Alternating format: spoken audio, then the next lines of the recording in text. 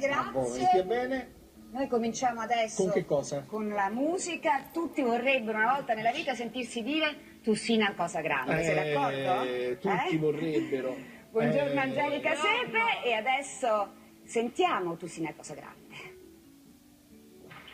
Tu sei una cosa grande per me, una cosa da mi fa innamorare, una cosa che se tu guarda a me e io me ne innamoro così, guardando a te.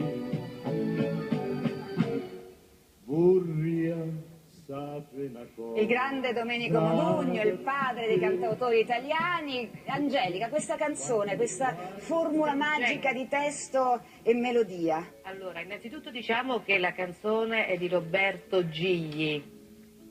Devo dire anche una cosa, sia musica che parole, perché Domenico Modugno, da grande cantautore, uomo intelligentissimo, come ha sentito il pezzo, ha preso subito. Bravo. Tu sei una cosa grande, e proprio appunto nel testo, che cosa si può dire di più ad una donna, ad un uomo, ad un animale? Tu sei una cosa grande.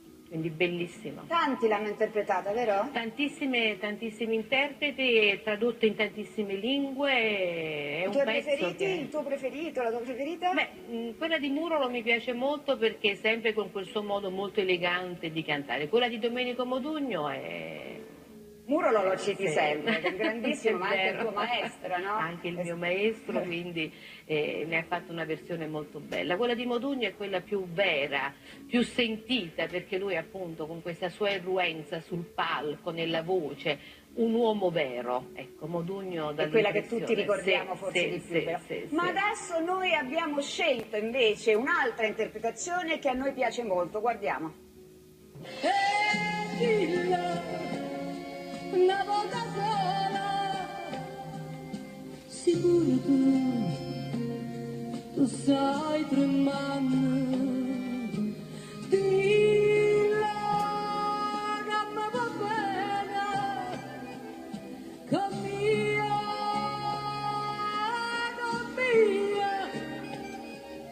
con mia voglio bene,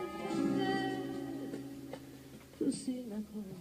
Che voce meravigliosa. Mi avete che hai, fatto un bellissimo Angelica. regalo, grazie. La nostra preferita è questa, ma Angelica sì. non te ne andare perché adesso noi passiamo da Napoli, andiamo a Como perché a Palazzo del Broletto, in realtà andiamo in collegamento a Milano, ma a Palazzo del Broletto fino al 31 di